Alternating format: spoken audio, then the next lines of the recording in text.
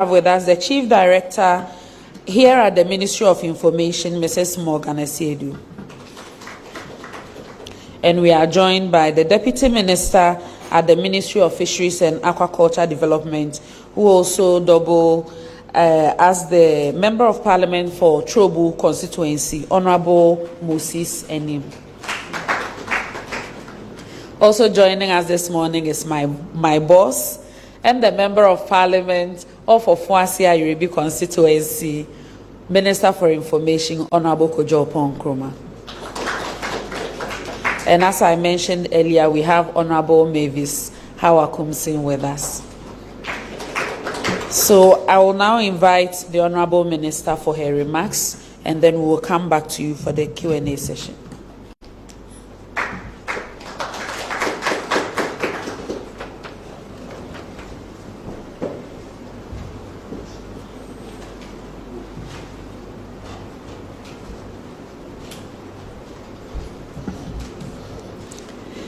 Thank you, my sister, Auntie Fati.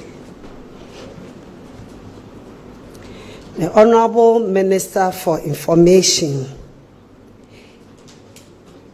and MP for Ofuasia Yoruba, Honorable Kojo Nkrumah,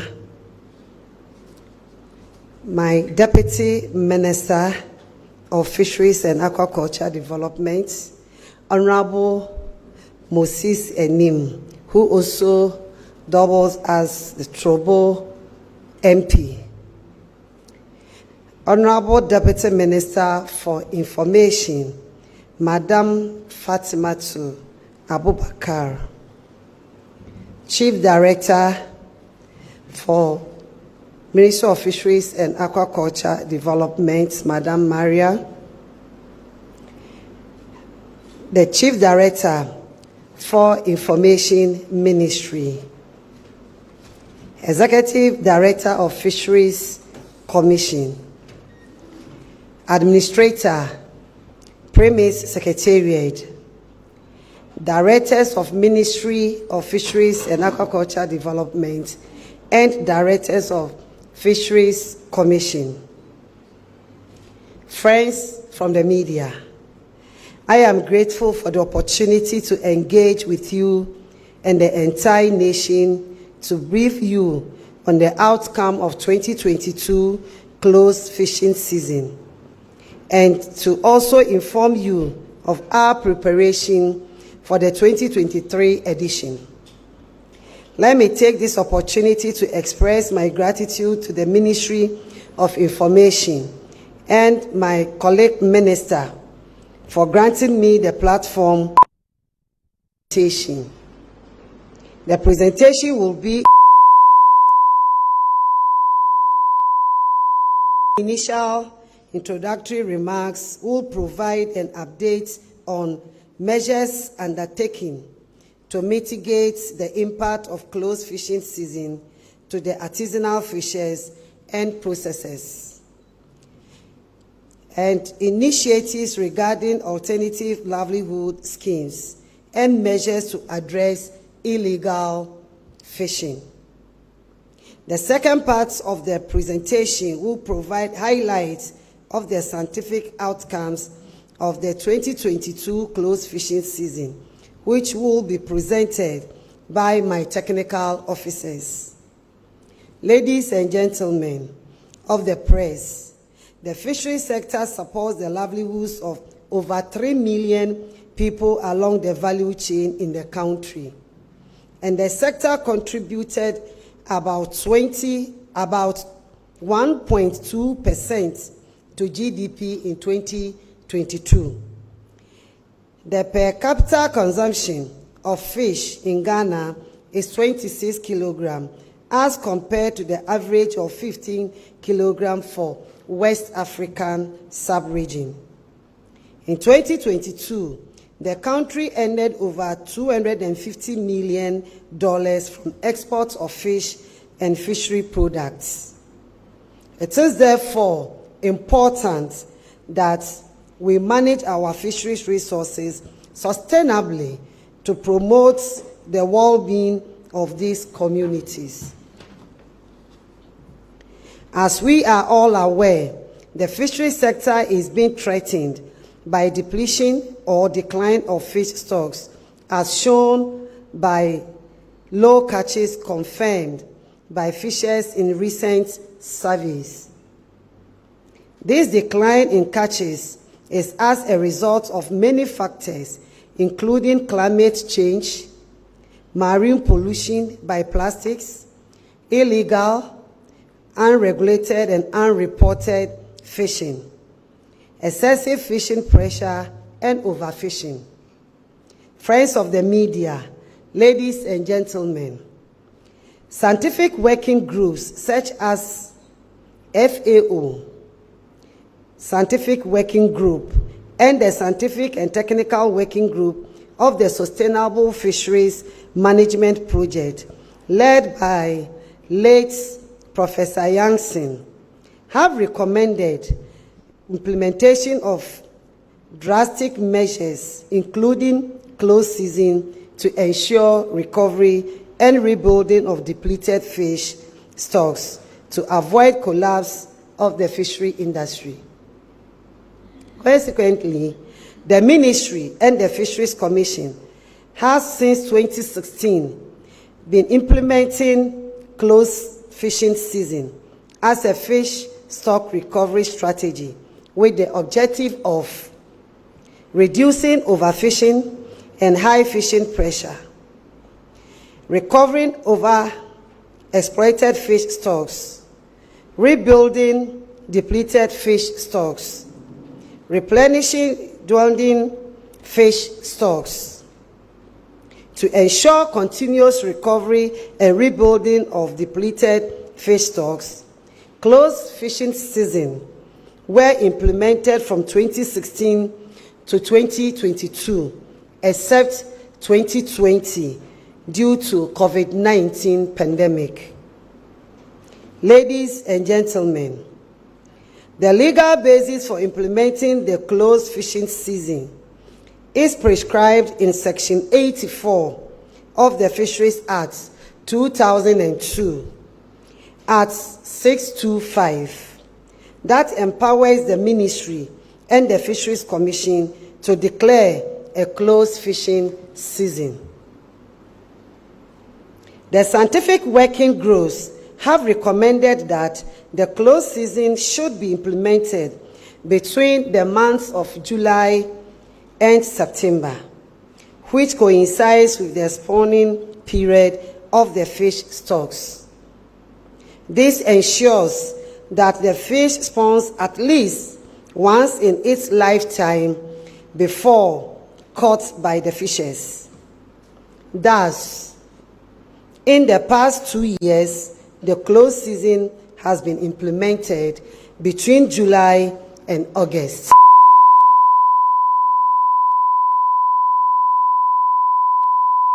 Has always been implemented through strong stakeholders' engagements with leaders of fisheries associations, fishers, academia, and CSOs.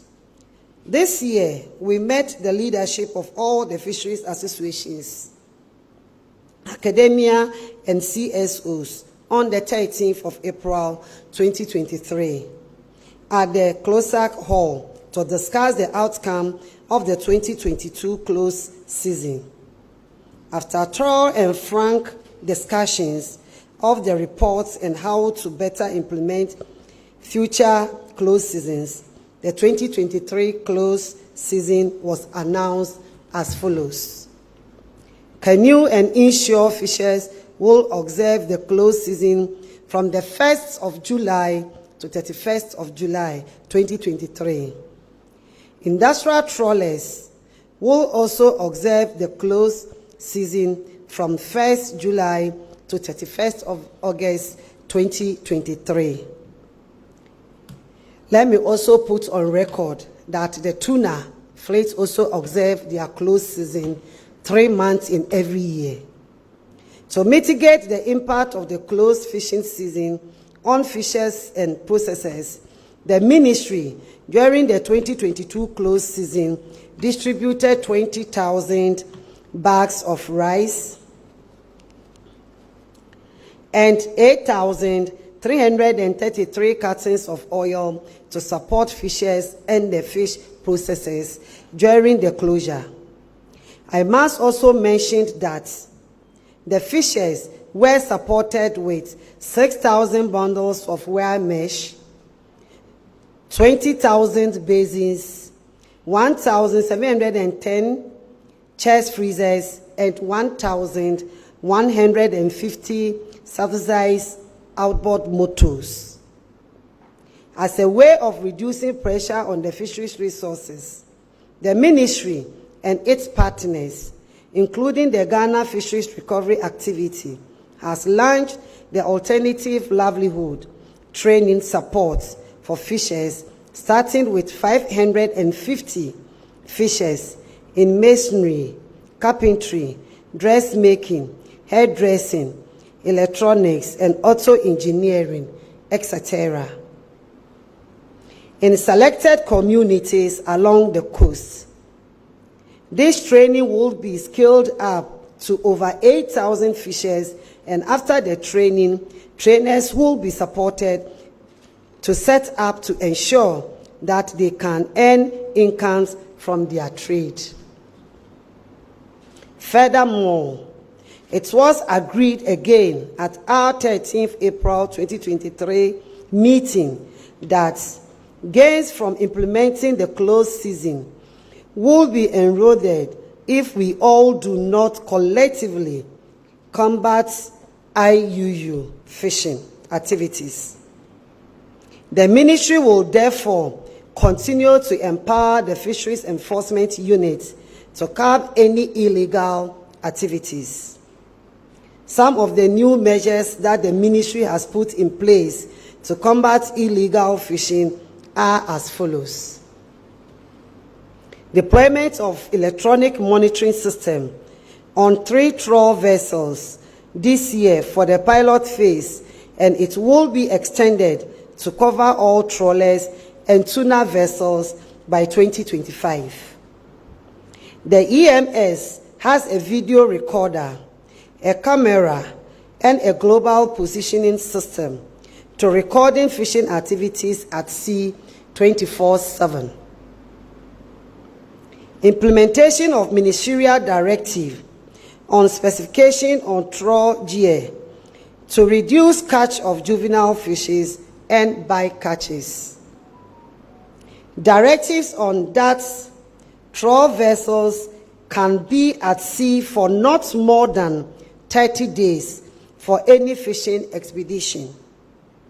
I am also happy to inform you that following consultations, Côte d'Ivoire will implement their 2023 closed season within the same period as Ghana. This will reduce the likelihood of fishers from Ghana migrating to fish in a neighboring country. Next year, we expect Togo, Benin, and Liberia to join. On behalf of the Ministry and the Fisheries Commission, I wish to thank our gallant fishers, academia, and development partners for their continued support in implementing the closed fishing season. Thank you so much for your attention.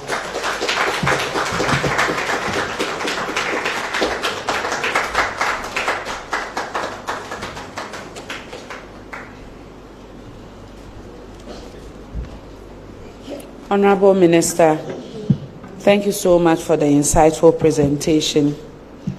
I was so excited to hear Minister mention that the decision to announce closed season and the choice of period and duration is all based on science and what the scientists and the researchers have found out to be a way to maximize how the industry, get them to perform better after the closed season.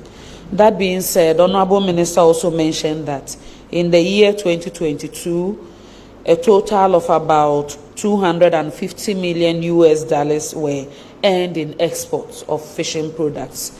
And I would only encourage all the fishers and stakeholders to listen to the minister, because if you don't listen and you don't help them to get the best out of all the research and all the investment they've made so that you can really maximize outputs, what will happen is that you go out to sea and come back empty-handed.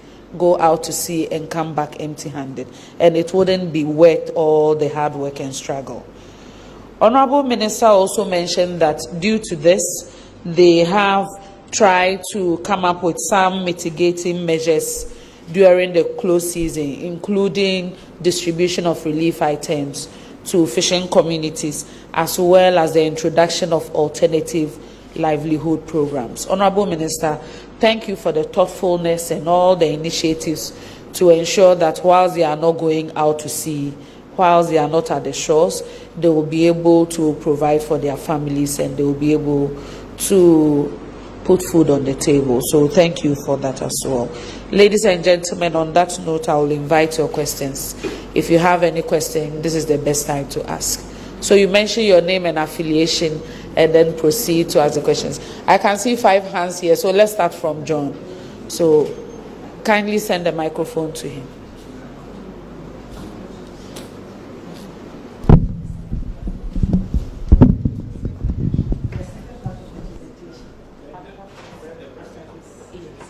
Okay, so we should take that before. Okay.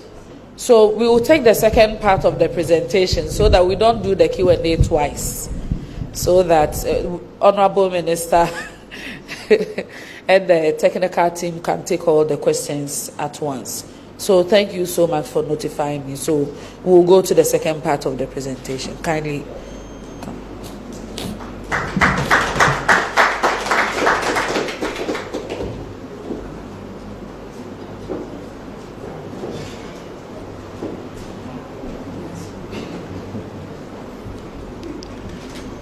Good morning. I stand in the protocols that my Honorable Minister used. Emmanuel Kwame Dovlo, Director of Fisheries Research. Thank you. My mission here is very simple: to give you the outcome of the 2022 close season. Outcome of the 2022 close season. Whilst I present it, I'll try to elucidate some of the reasons why we believe that the close season should continue in 2023. The language is highly technical, but I've attempted to make it semi-technical so that we can all understand and appreciate the scientific work. My outline are the following: importance of close fishing season, results of socioeconomic studies, results of fish catch analysis and biological studies, and then conclusions and recommendations. Can I read from here? No, yeah, it's small. I can't read it, so I'm reading from here. Yeah, I'm fine.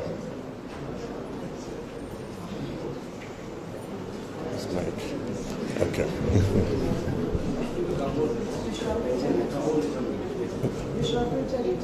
Okay, I'll be here.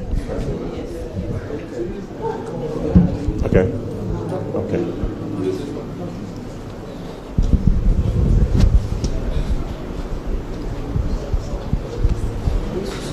Close season is a harvest. It's a harvest prohibition of fish during a defined period so that the stocks can reproduce and there will be good recruitment so that the fisheries can rebuild itself.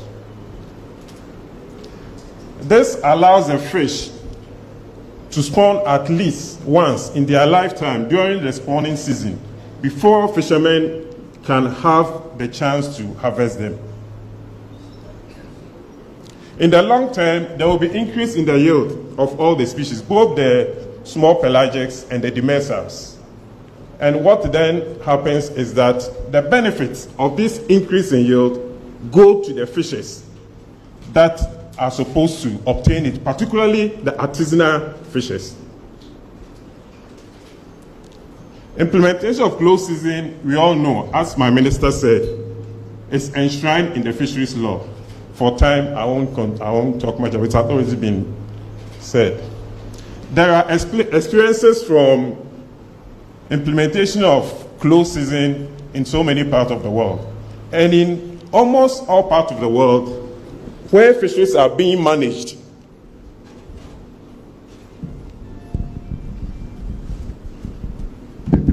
excuse me.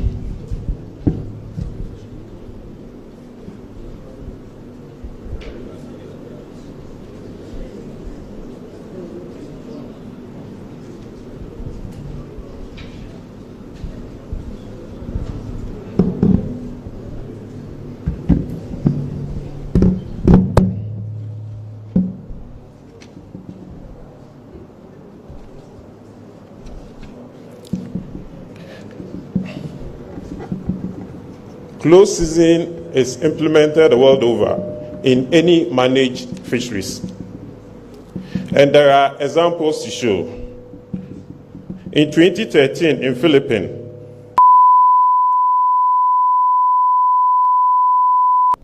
in Senegal, we also saw it in 2017. We are looking at 35% increment.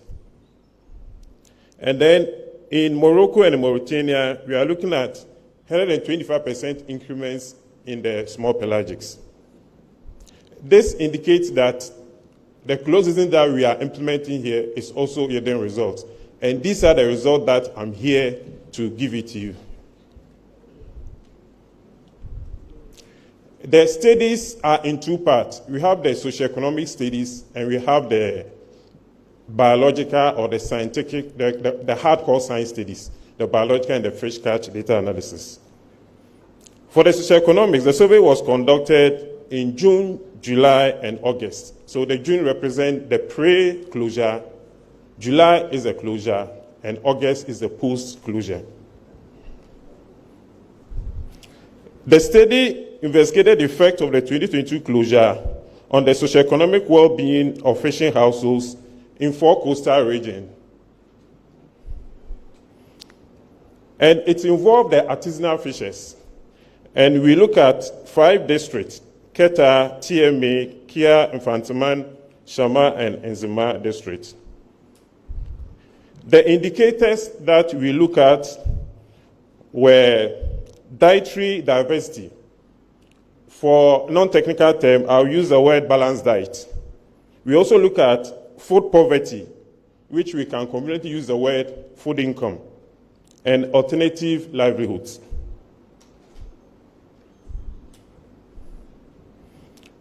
With respect to the dietary diversity, we use Shannon diversity to compute it. And we use a model by Greer and Torbeck for the food poverty dynamics studies.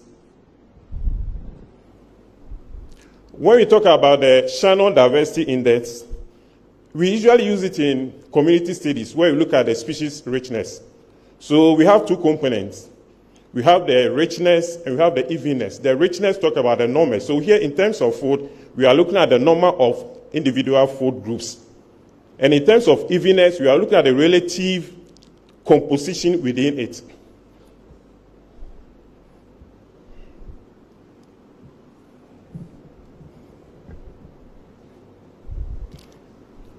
When we talk about the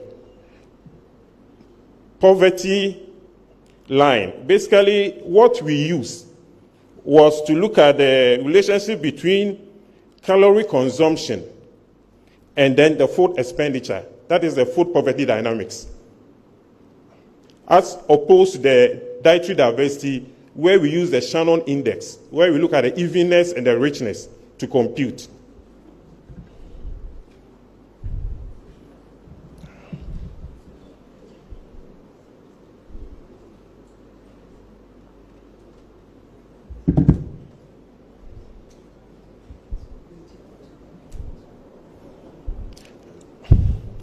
The primary data was collected using a questionnaire in 3 rounds in June, July, and August. Then we look at a total number of 127,508, where a third is fish traders and the 2/3 is basically the fishermen. We administered 800 questionnaires with the fact that some of them will be non-responsive and there will be some attrition. At the end of the day, we had 772 that we analyzed.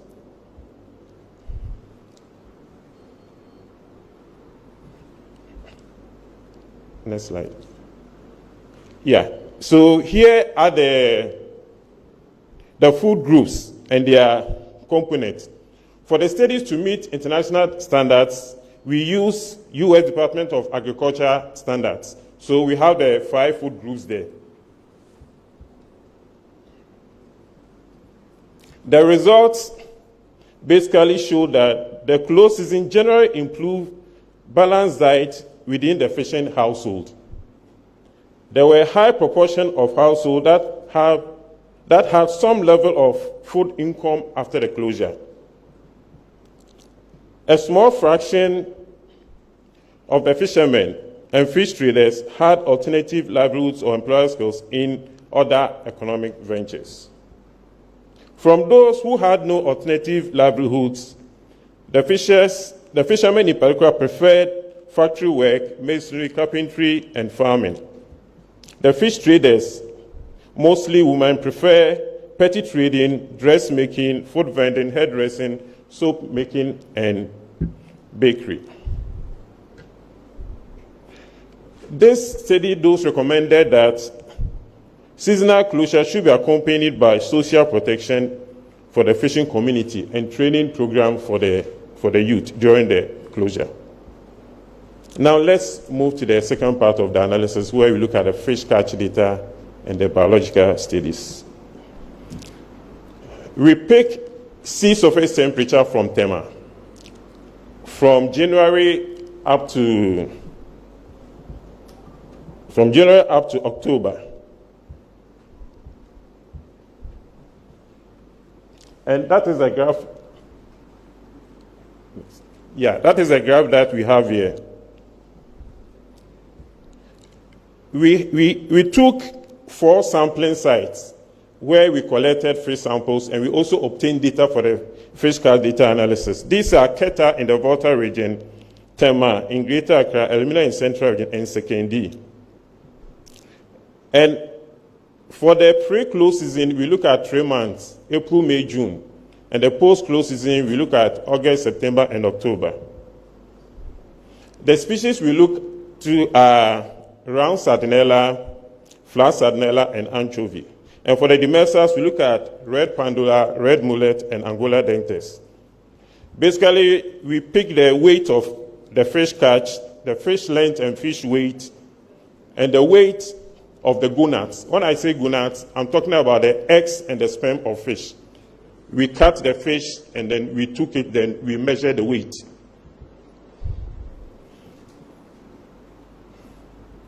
Before this one. Yeah. These are some of the samples of the fish that we bought. Back.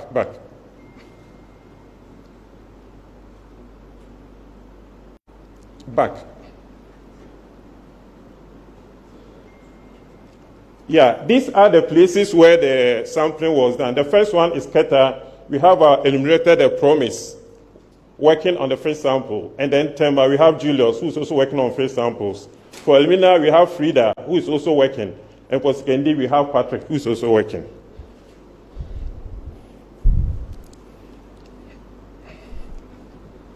So these are the results of the fish catch data analysis.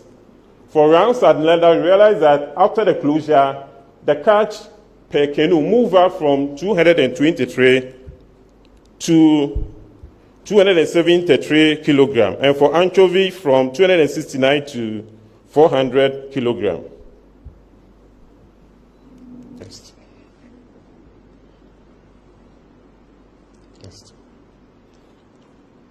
Here is the biological studies.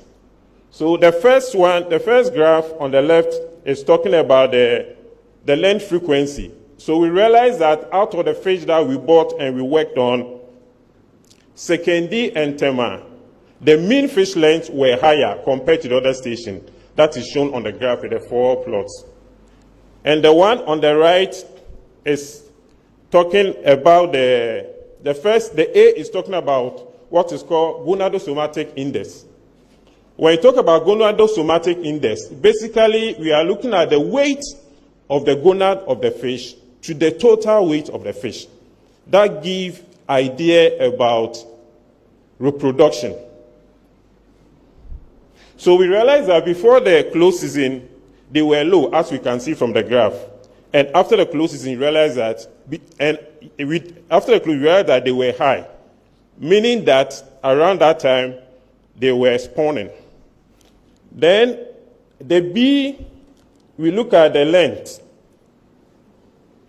of the fish. Here to realize that in the month of April, May, June, the lengths were not as big or higher as August, September, and October. We can see that clearly from the graph.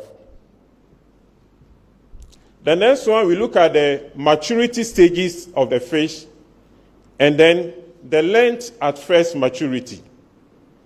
When we say length at first maturity, we are looking at the age or the length that the fish is ready to spawn, the fish readiness to spawn. When we look at the graph on the left, we can see that when you look at the colors, red represents immature fish and green represent mature fish. And we can clearly see that before the close season, there were a lot of immature fish. And after the close season, we can see the green bars very high. The fish that were caught, most of them were matured. Those that were not mature were few.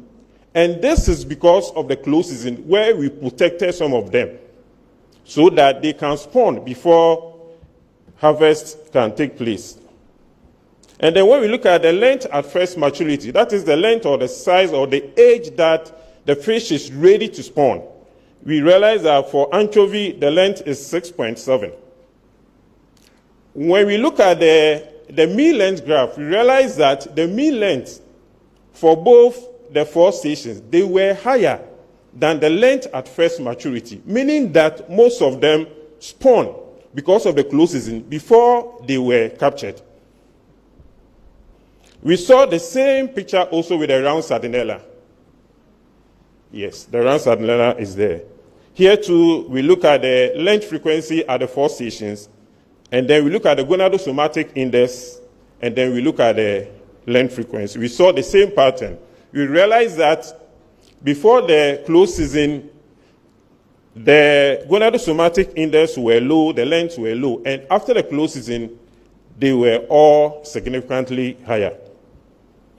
And when we talk about maturity stages and the length at first maturity, just as we saw for anchovy, we saw the same thing for round sardinella. Here too with the green, we can clearly see the high quantity of mature fish that were harvested as a result of the close season in August, September, and October. Virtually, the small ones were not harvested, which means that the small ones will escape and they will grow big in the following recruitment season, basically.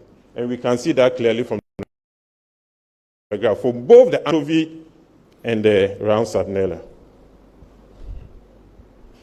Yeah, so higher percentage of mature fish were caught after the close fishing season because of the close season.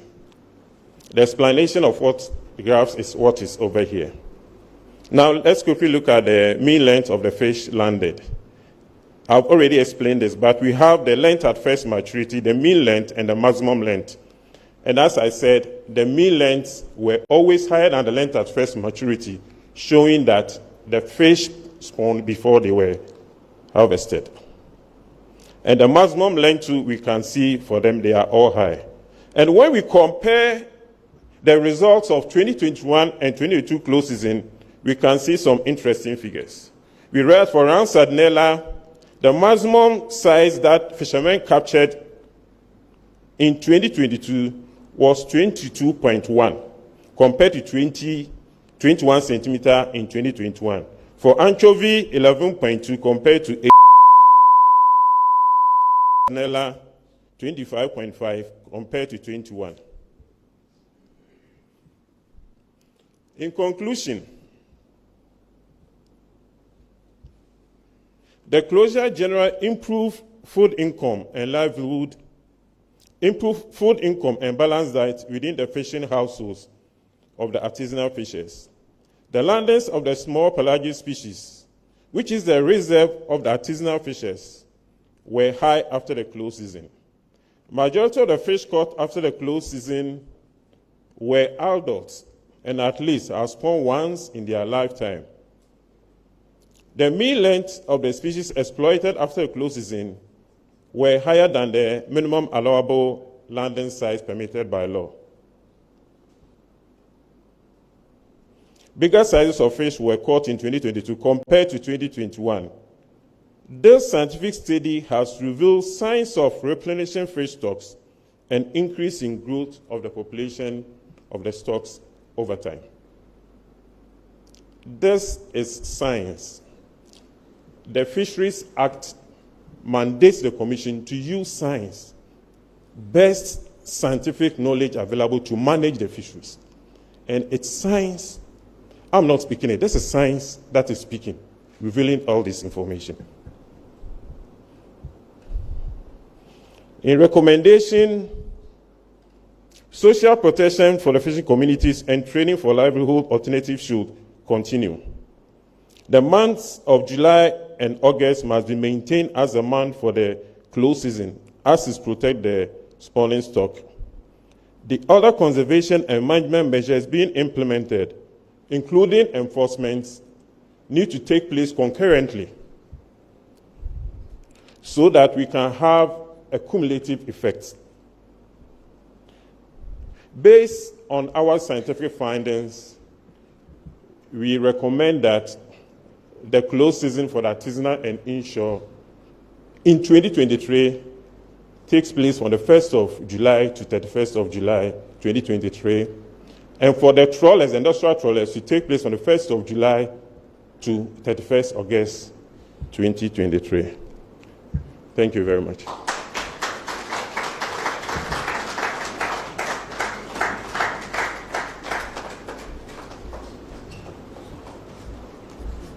Another round of applause for Mr. Dovlo. He's done so well, and people don't even know how invaluable research is in some of these fields. They may not understand the science. But for those of us who consume kenke, I know that if you go and buy kenke with 1,000, and they tie just a small rubber for you, and if you have the benefit of counting the number of baby fishes that you are eating for 1 Ghana cedi, it's just a simple analogy to tell you that only if they had left them in the sea for maybe 2 more months, that rubber that has been tied would have been turned into a basket. More value for the fisherman and more value for the woman and everyone else within the value chain. So that is what the science is saying. Let us not eat the babies. Let's wait small. July, August, and at the end of August, you know that you are going in for better returns, for a higher percentage in terms of the number of mature fishes that you can catch. On that note, we'll take your questions. And okay, one hand, okay, same here. So we'll take the 5, one at the back, and I saw Armstrong's hand. Okay, no.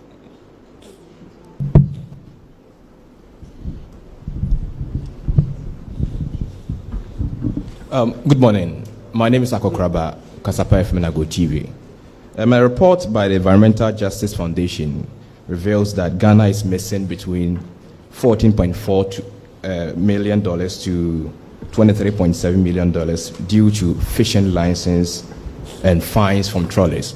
Now, this is because 90% of the Ghanaian trawl vessels that operate on our seas are owned by these Chinese organizations and are fronted by Ghanaians. We want to find out if this narrative satisfies factual accuracy. How does government intend to check and correct this opacity of ownerships? And my second question goes to, there are about almost 70 trawl fishing vessels in Ghana sea waters. That is within the exclusive economic zones, 188 maximum nautical miles. Now I want to find out what policies and measures are government putting in place to ensure that these workers on these fishing vessels are not subjected to hard labor. And my final question goes to, how does government intend to make... Please, can we keep the questions at two? Okay, Your my final colleagues, question, please. there are too many hands. How does government intend to make fishing policies on small scale? Thank you very much. Thank you for the questions. Please, let's keep the questions brief and maximum 2 questions. All right. Thank you. My name is John Awuni, Kesben Media. My first question is updates on the Jamestown fishing harbour. How far is it? Which stage have we gotten, and when is it completing? And secondly, my second question has to do with people in the industry, the business people in the industry. They are saying that currently the import levy on fish was taken from 15 cedis to $17. And if you do the exchange rate based on 12 cedis to $1, it means it was taken from 15 cedis to 204. That's 204 Ghana cedis, and that is very high. And then still on the import duties, the first one was import levy, and this one is import duties. They are saying Ghana currently charges 40% import duty on the fishing sector, and that of Cote d'Ivoire is currently at 12. So they are alleging that there are some Lebanese companies that have relocated to Cote d'Ivoire. They send a full shipment to Cote d'Ivoire and then cut through road to Ghana. And by so doing, they've also gone further to convince Ghanaian traders in the fishing sector to be patronizing from their sister company in Cote d'Ivoire, and by so doing, depriving Ghana of some money. And she indicated that 1.2% is derived from the sector as in contribution to the GDP of the country. So what is the sector doing about that? Thank you. Thank you for the question. Please, let's keep the questions brief, okay? I want everyone to be able to ask their question. Okay. My name is Abdul Hanan. I work with GH1 TV. Minister, I'd like to find out from you. You mentioned that Ghana earned 250 million in terms of fish export. Now, the Tuna Association of Ghana is telling us that we import about 150 million of tuna annually to this country. Doing the mathematics, do you think that we are doing enough with the figures that we have in 2022? And secondly, I'd like to find out from you, you mentioned that you are taking measures to curb illegal fishing activities and also instituting a pilot phase when it comes to monitoring activities on sea. And 4 years ago, we realized that Emmanuel ACN went missing. Till date, we don't have any accurate report on what actually happened when he went on this fishing, supervision at sea. Could you kindly update us on that situation as well? Thank you. Thank you for the question, Mr. Ataminsa. Yeah. Thank you. My name is Ataminsa from GNA. As the minister rightly said, Ghana received $250 million in fish export and other fish products. I want to find out the destination countries and then the kind of fish that were exported. Then 2. The minister said in 2022, the ministry supplied 20,000 bags of rice and 8,000 cartons of oil to some communities. Looking at the number of people who depend on fish for livelihood, over 4 million. And so if you are supplying this amount of rice and those things. The 4 million is the entire value chain, not fishes. Yes. Meaning even the kenke seller is part. I know. The kenke seller I know. But even if you are looking at even only the artisanal fishermen, they are about 1 million. And so if they are not going to fish during that period, and you are supplying these items, it's not a drop in the ocean. And what is the category of selecting the beneficiaries? Thank you. Thank you. I saw, okay, Lanza and then Armstrong. Okay. Thank you very much, Madam Fati. My name is Musa Lanza with the EIB Network. My first question has to do with close season. Former President Mahama is on record somewhere early this year to say that vessels on our territorial waters, and so it's affecting artisanal fishers. And so the next government that he would form would consider banning close season for artisanal fishers, and then allow only the trawlers to have the close season. What's the ministry's position on that? And secondly, I've made it a business of mine to go around the beaches to look at how we're throwing away polythene material. And at the Blue Economy Summit, one of the issues raised was how plastic waste is affecting the fish stock.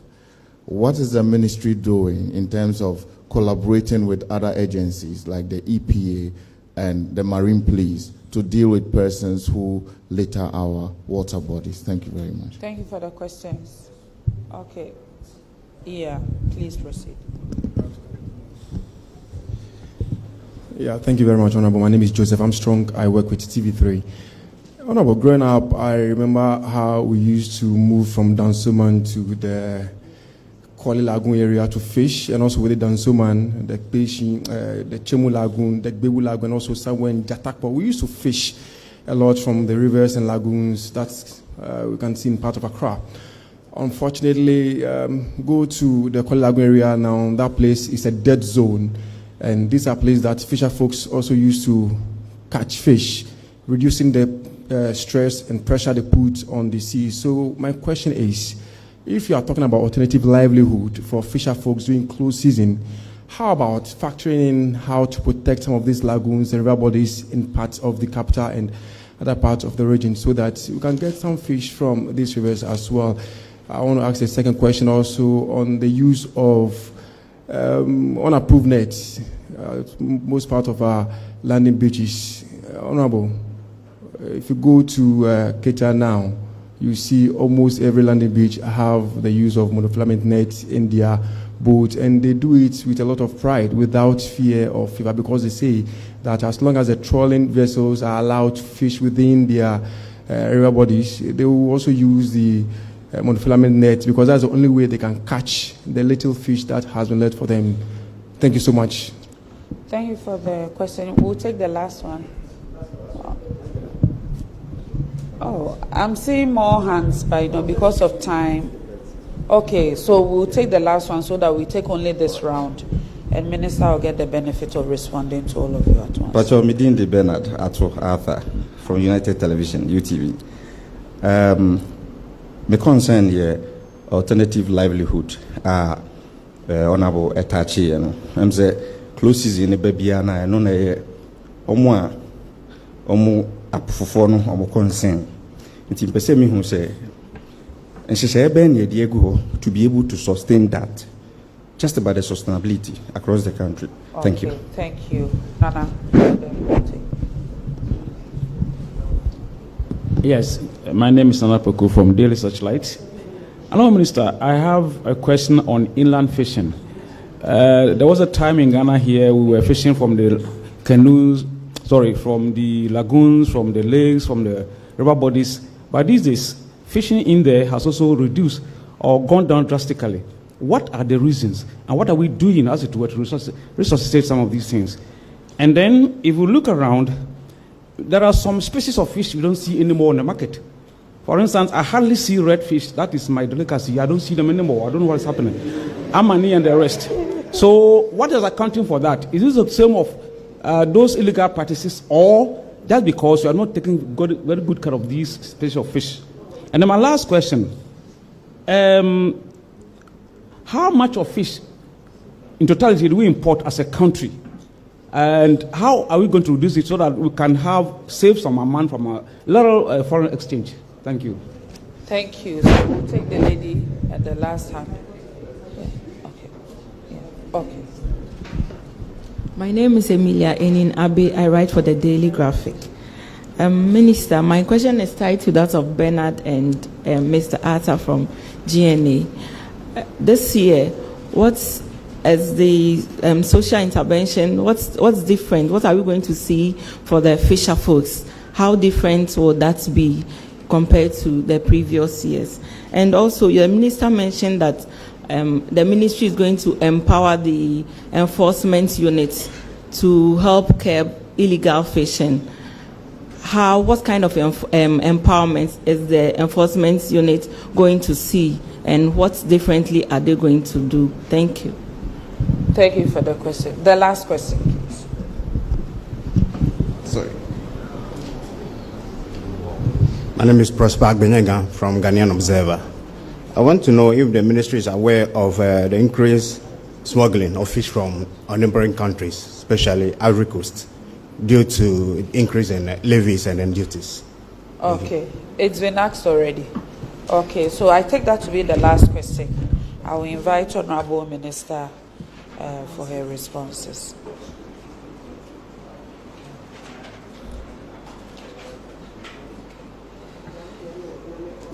Yes.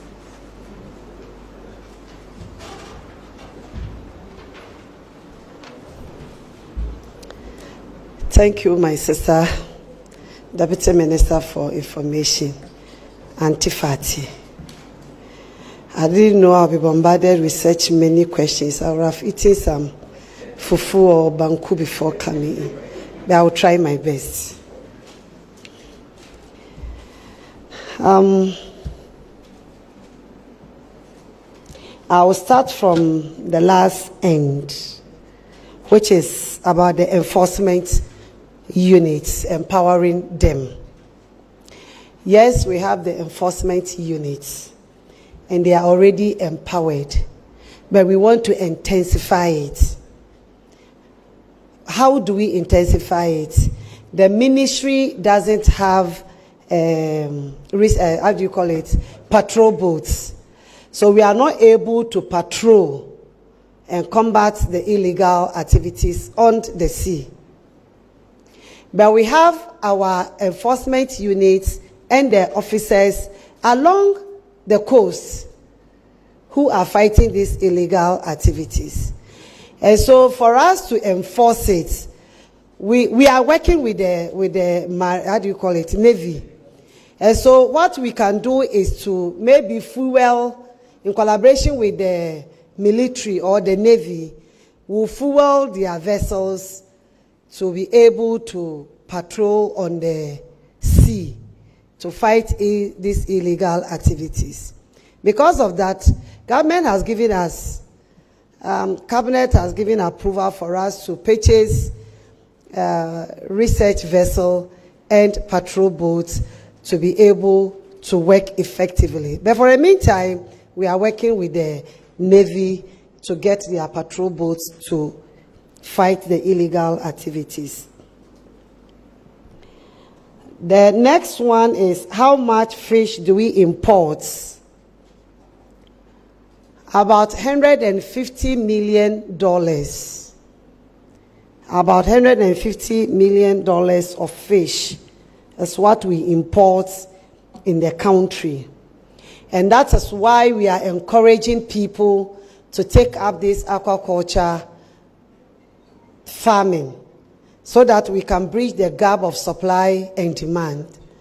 We are working seriously. Last week, Thursday, His Excellency the President commissioned the state-of-the-art aquaculture farming center at Amahia, so that we'll be able to produce more fish to bridge the gap for demand and supply in the country.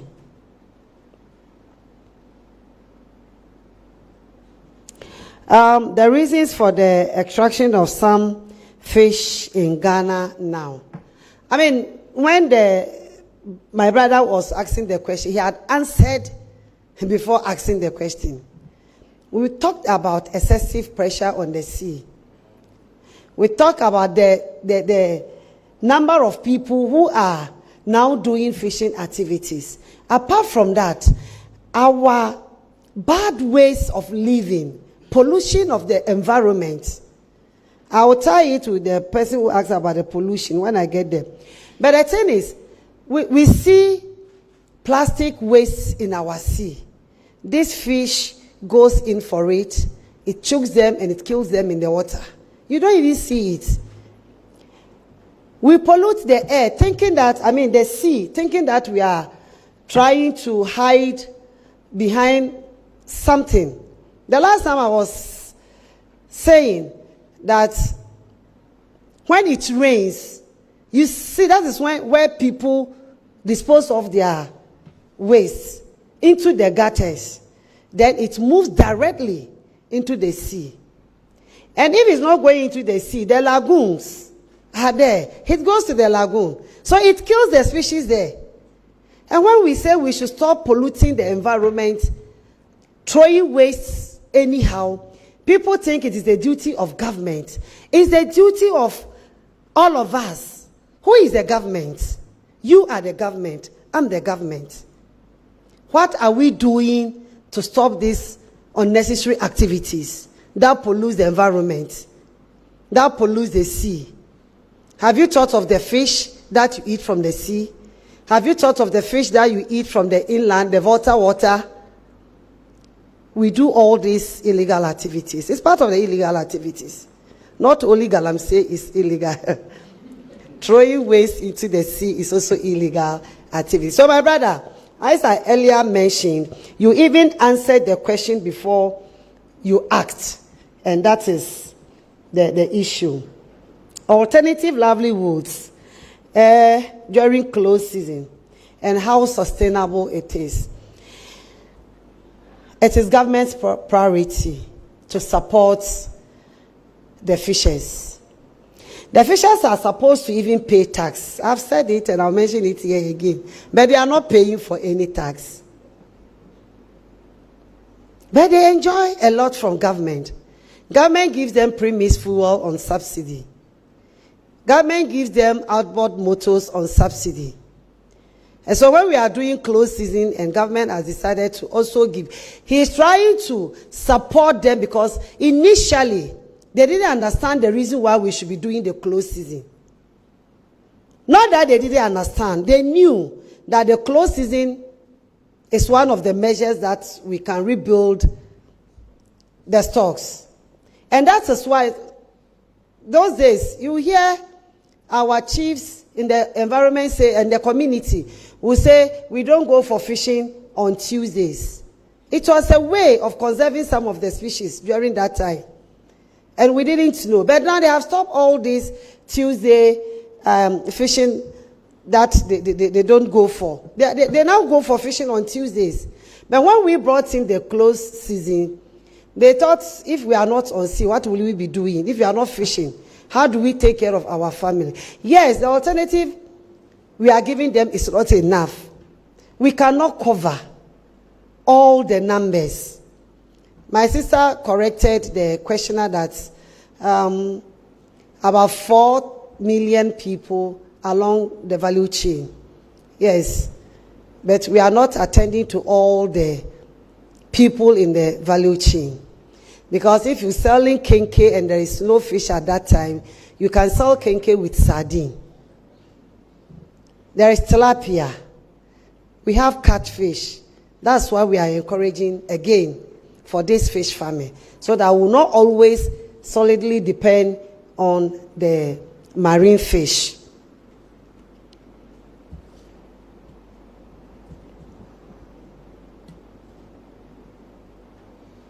Unapproved nets.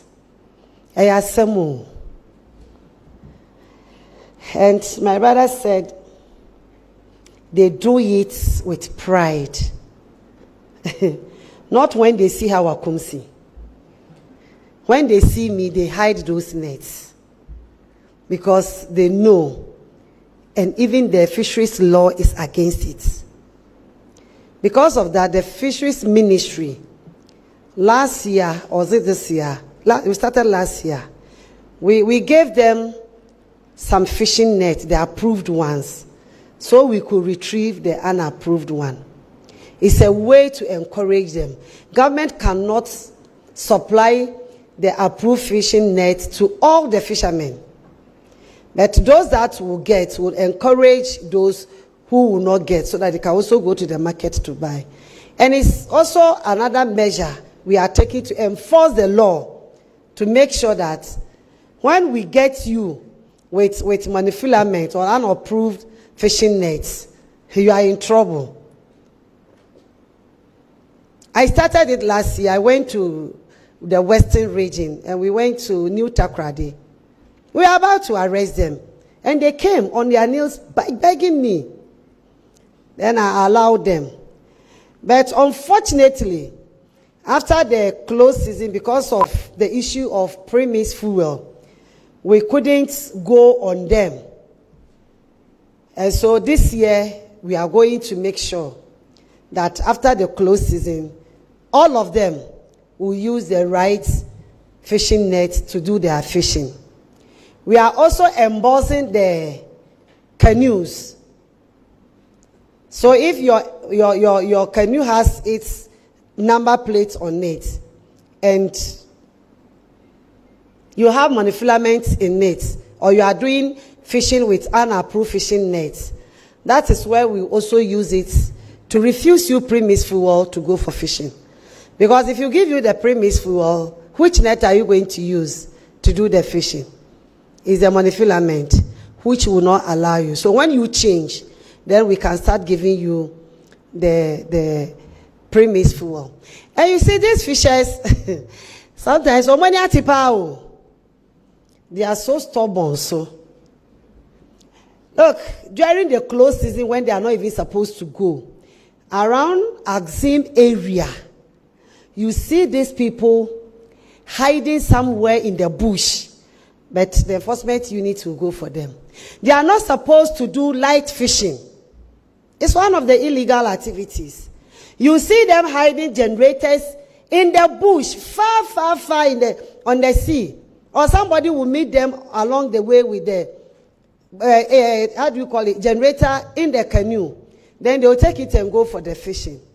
But we are not able to chase them on the sea, as I mentioned earlier, because we don't have the patrol boats.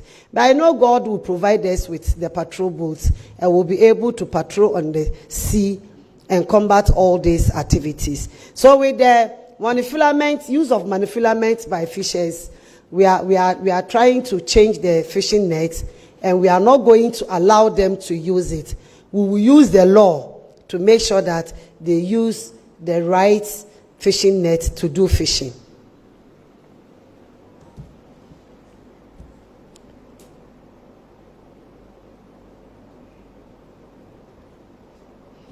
And as my brother said, Keta and some areas we don't have the lagoon is now a dead one. I've responded to that, and I believe that you advise those around the lagoons, the Keta one, the Kwale, and others, that they should start respecting the lagoons.